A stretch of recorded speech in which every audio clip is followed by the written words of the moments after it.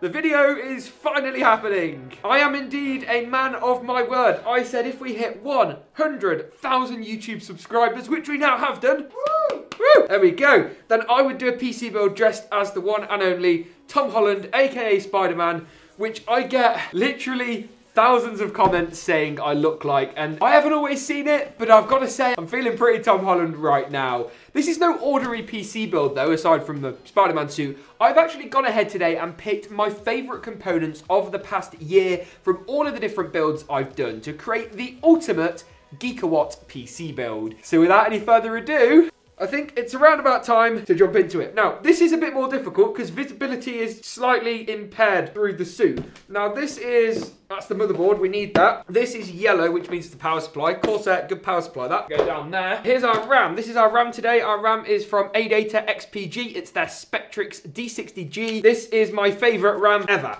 So we're gonna put the RAM into the motherboard. We are also gonna put the cooler in. James, you've gone for the stock cooler. What's wrong with you, man? Now this cooler, God, visibility is good. Now this cooler is actually, I think, one of the biggest pro-consumer steps that any brand's made in recent years. Intel got rid of the stock cooler, or if they included it, it was crap. And AMD teamed up with, I believe, Cooler Master to make this cooler a reality, and it has saved gamers around the world literally tens of pounds each, which when you add it up is probably hundreds of thousands of dollars. The graphics card I'm going to come back to later. It is famously out of stock like every graphics card at the moment, but the Nvidia RTX 3060Ti, specifically the Founders Edition card, is the card I would absolutely go for if stock and availability wasn't an issue. But James, you are forgetting one thing. I am indeed forgetting. Where is it? Oh, be very careful of the pin. Oh no, this here, this is the thing I'm forgetting is the CPU. This is AMD's Ryzen 5 5600X, although I tell a lie, it's actually the 3100 because the fingers on this suit are so fat, I'm scared I'm going to break the pins. So all the benchmarks will be with the correct CPU, but for now, this is the wrong CPU. So the Ryzen 5, oh no, oh, you see the problem? As I was saying, the Ryzen 5 5600X is great. 6 cores, 12 threads. It's pretty expensive. AMD, why you gotta do this? 3600X was like $200. This is like $299. That's a bit of a price increase, but never mind, really.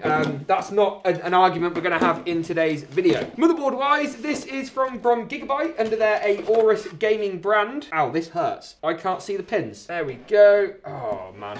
This is quite warm, this suit. This is the B550 AORUS Pro. As I say, it's got 4 RAM DIMM slots. They're around about here. I'm sure Dan will have a lovely close-up of those on the camera. From memory, the CPU triangle on this motherboard socket is in the top left. So I think we're going to be all right. And the CPU, I believe the golden triangle is here. Is that right, Dan? Yeah. Nice. So the CPU is then going to kind of... When I say the visibility is bad in this, I genuinely can't really see. That's about, there we go. Oh, look at that, mate. That's quality. There we go. CPU drops nicely into place. Now, the RAM DIMMs are here. So we need to do the 2nd and 4th slot. So they're already kind of, there we go. So, RAM, you want the XPG logo at the top. I know that because I've used this quite a lot. 3600 megahertz. Feel the groove. That's the groove. Damn, it's not fair. Get out of here. He's laughing over there. You ain't laughing no more, boy. Right. This one. Yeah, it goes in there. Something a bit like this. If anyone can see my hair, the suit is a bit small for me. I put on some weight over Christmas, and this is what has happened. Yes. Boom. Beautiful. The RAM is in. The CPU is in. Motherboard's good to go. The M.2 SSD is the bit I'm actually kind of most worried about today. Because it means you're using the teeny tiny screwdriver, and I can't even see like my own face anymore. So this is ADATA's XPG Spectrix D40G. You see, if any of you guys thought I had a teleprompter, I do not. There is no teleprompter in sight. This is a fast NVMe drive that has one very important feature, and that is RGB, which is, I mean, it's essential, isn't it? It's like Spider-Man's web. If he hasn't got a web, then he hasn't got any RGB on his SSD. Right, so there is. I need a teeny tiny screwdriver though. Dan, do you know where that is? I actually feel like Spider-Man. I'm like, oh yeah, I think it's in there. I have found the teeny tiny little screwdriver. Right, so it's going in this M.2 slot here. And there is a retention screw. Yes, look at this. I'm not too worried about getting it out. Getting it out is the easy bit. It's getting it back in that. So let's leave that there. Kind of, someone had a go at me in the comments the other week, and they were right, so I should correct my advice. You got to slide it in at like a 45 and then knock it down. So I'll be really sad if I break this drive. It's a really good drive. Ah, of course, there we go. So that's a 45-degree angle. You've got to be careful because there's actually a clip for a heatsink that goes on top of this normally. But obviously it's RGB, so we don't need no heatsink. Right, so, okay, the screw is on. That's a hole. Yeah. Oh, no. This is a lesson in life. Don't, oh, no, I actually can't see. Is that it? That it? No, that's a... Is it on the desk still? No, I don't think so. Oh, it's not. Thermal paste. Thermal paste is very important. Thermal paste is what basically creates the bond between the cooler and the processor. Now, normally your cooler has it pre-applied, but because I reuse my coolers, then I don't have one. And I just want to take this moment actually to address that one question people have quite a lot, which is like, how do you afford all your PC stuff? Now, this is a complicated question. I'm going to answer it while installing the cooler. I can't see how much is on there, but it feels like there's enough. Pop that in there. Lovely. So the way that it kind of works is that we forgot the backplate. I will answer this question in a second. Like, I haven't actually got 10 Ryzen 5 5600Xs. And a lot of the stuff that I do have, actually, brands will like lend it. So, for example, I think that's screwing in. For example, Gigabyte are lovely and they will send this motherboard out to me. Basically free of charge. They might ask for it back at any point. That's the thing that happens. And I'm sure people are going, oh my God, that's the best job ever. And like, honestly, it completely is. And I'm very lucky to be able to do this like full time as like my full-time living. And so I think we've done the complicated bit with my face covered, and I think we've proven that I'm an incredibly talented PC builder. So we're gonna do the rest unmasked, mainly because my nose is so, so sore. Now, we're gonna move the motherboard today into the case. This build is, you know, as I say, all about picking my favorite components. So this is MSI's Gungir 110 or 100R.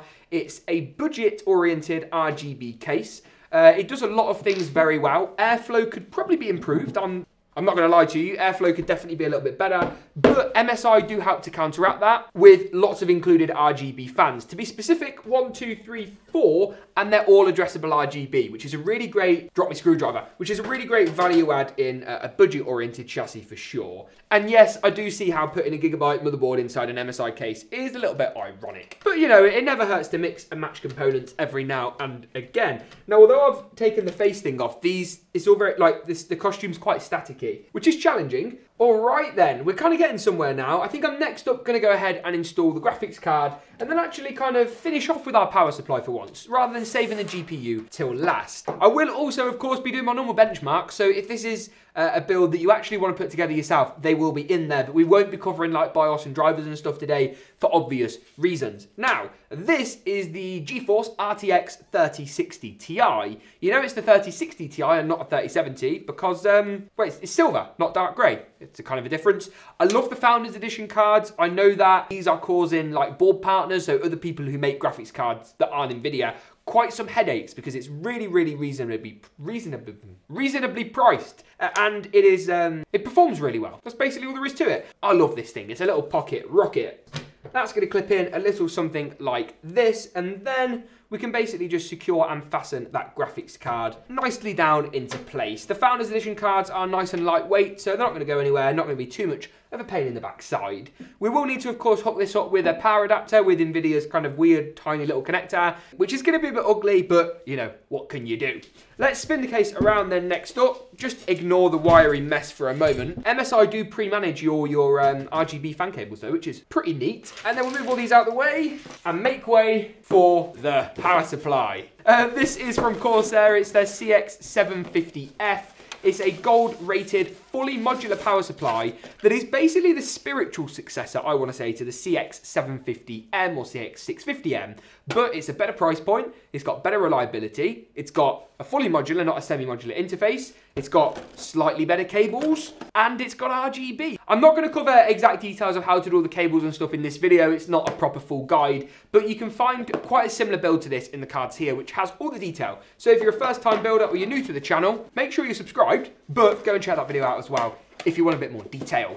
on that note, I think we're pretty much done with the build process. I'm going to carry on with the normal video in just a moment, but I think now is a better time than any to say a massive thank you really to all of you guys for your support, whether you've been watching for 1 video or 10 videos or 200 videos. You know, I've grown up with YouTube. I started the YouTube channel off when I was in year 7 and I was like 11 years old. Year 7's like 6th grade, I think, or like the youngest year of high school here in the UK. And it was always like my dream to be a YouTuber, right? Like everyone, who doesn't want to be a YouTuber nowadays? And it's difficult sometimes, but we're still incredibly lucky to be able to do what we do. The plan really is to go full steam ahead and get more videos out there. And ultimately, we want you guys to enjoy them, because if you don't enjoy them, then there's no point in us making them, right? Like, it's just the way the cookie crumbles. Without any further ado though, let's see how good this thing looks when it's all powered up with an epic glam montage, as you guys have come to know and love. Roll the montage!